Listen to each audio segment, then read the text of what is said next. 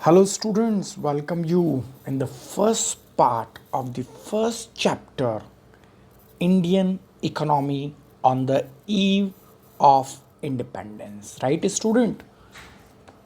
This is the sixth unit in the second book, and you know it better.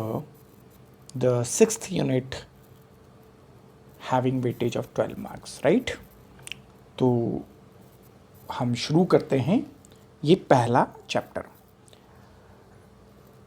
Bye title what you are understanding Indian economy on the eve of independence what is the condition of Indian economy on 15th August 1947. To explain you the economic condition of our Indian economy on the eve of independence, I want to tell you something before the independence or before the arrival of British. What was the condition of Indian economy? We proud to think. हमें गर्व होता है our economy before the arrival of British, our economy was independent, self-reliant and prosper economy. Note down this.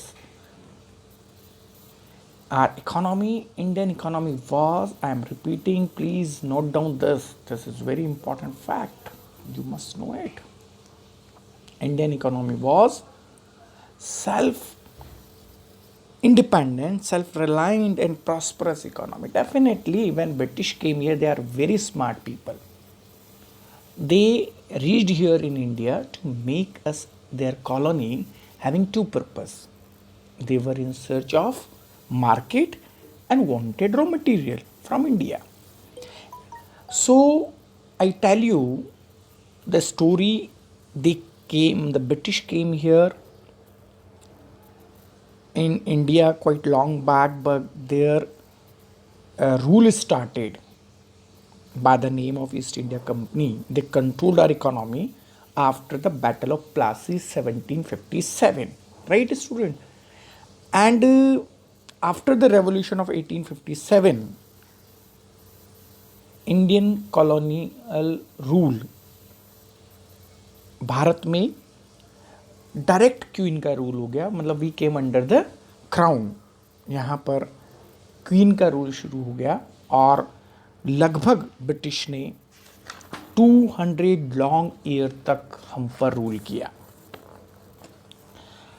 अब 200 साल तक जब उन्होंने राज किया, वो बहुत स्मार्ट लोग थे. उन्होंने हमारी इकोनॉमी को, हमारे रिसोर्सेस को खुद की प्रॉस्पेरिटी के लिए यूज़ किया और हमें बिल्कुल डैमेज कर दिया. So before 200 years before the arrival of British, India was called golden bird. Golden bird क्यों था? We were exporting from India textile, silk, our cotton textile, handicrafts, our precious stones, gold, silver, jewelry, and spices. These were exported to all other countries, China, Iran, Iraq, and we were having a great demand of our item in even Europe. And this export brings gold and silver to India and made it a prosperous country, prosperous economy. British heard about this. They came here for the purpose of business. 18th century they arrived over here, and what they have done, they transformed India. We were exporter, they made importer.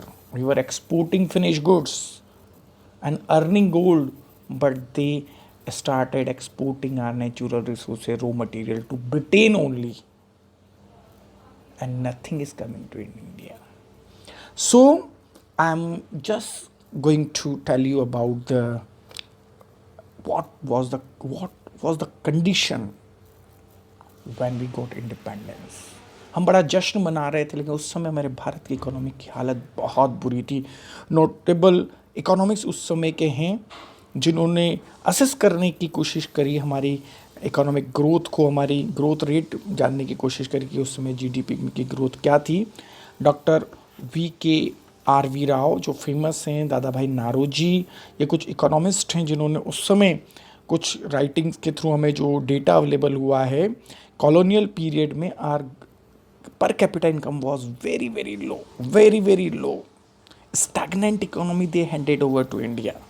बहुत गरीब देश बना दिया हमें अमीर देश से अंग्रेजों ने।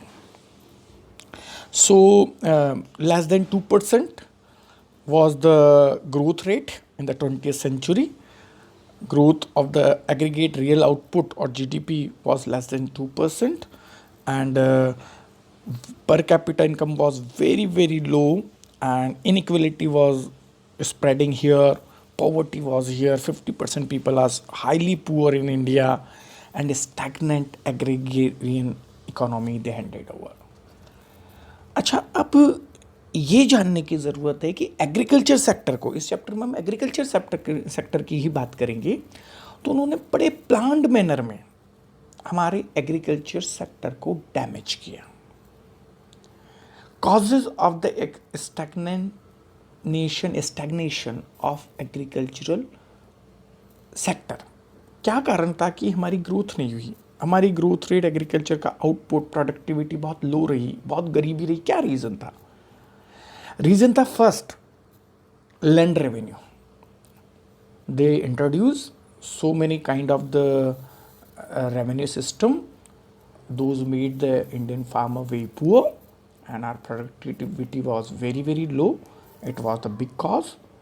और उनमें the famous land revenue was zamindari system, Mahalwari system, and zamindars were exploiting the farmers, collecting heavy taxes and not returning anything, no investment on irrigation, no investment on any kind of the development or modernization of agriculture. Jamidars only collecting heavy taxes, torture our farmers, and nothing doing for them. And they are just some share, collecting high share and giving very low share to British, and British is heavy. They are not having any kind of, there is no need to make any administrative work, only the share is coming to them, so they are happy. Again, second cause, for the raw material, British started commercialization of agriculture. Earlier, the Indian farmer growing only food grains for their subsistence, for their consumption only, but they introduced some commercial crops in India, jute, cotton, indigo, like that, because they wanted raw material for their industries. That's why they started in forcing our farmer to grow such crops. After growing such crops, they were purchasing these crops from the farmer at very low cost and exporting it to the Britain at a low cost. So again, this is the cause of the stagnation of agriculture sector. Now, at the time of partition, our food granaries went with Pakistan में चली गई, और हमारे यहाँ तो food crisis develop हो गया, हम सेल्फ रिलायंट थे, और हमारे यहाँ तो भुखमरी फैल गई क्योंकि we are not able to meet the food crisis which developed after partition here. And here if you talk about British didn't develop any infrastructure. उन्होंने यहाँ पर कोई इरिगेशन की फैसिलिटी डेवलप नहीं की, ड्रेनेज फैसिलिटी डेवलप नहीं करी, soil की productivity, technological upgradation, nothing they have done in the field of agriculture. So these were the four major cause of the stagnation of agriculture sector. I will tell you in the next part the importance of the how they damage our agriculture sector. I will tell you.